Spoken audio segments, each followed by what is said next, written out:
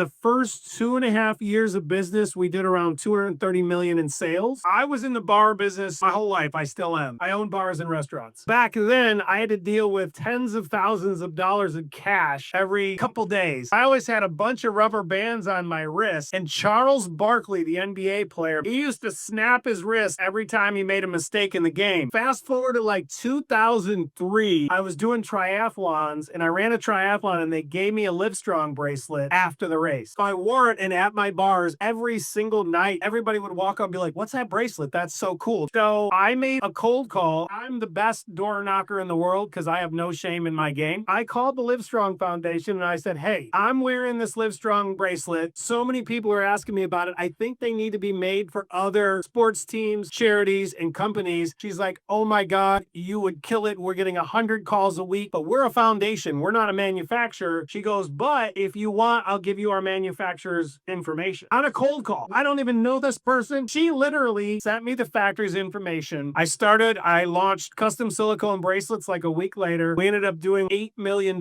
in sales in those bracelets over 2 years. And then that rolled over into silly bands. I was in China looking at another product and I saw these really little shaped rubber bands. I'm like, oh my God, if I made those into bracelets, people would go crazy for this. I did it and it failed for about a year. Nothing sold. We sold a pack here, pack there. People would bundle. And then it took off and that company went from 3 full-time employees working on silly bands to 3,200 employees around the world. And in the first 2.5 years of business, we did around 230 million in sales. It died off like all trends for a long time. And then about 3 years ago, it picked back up. Right when Crocs did, we kind of picked back up. It's a small business now, but it still does 3 million a year in sales, which is awesome. Product development is the easiest way to build the most wealth the fastest.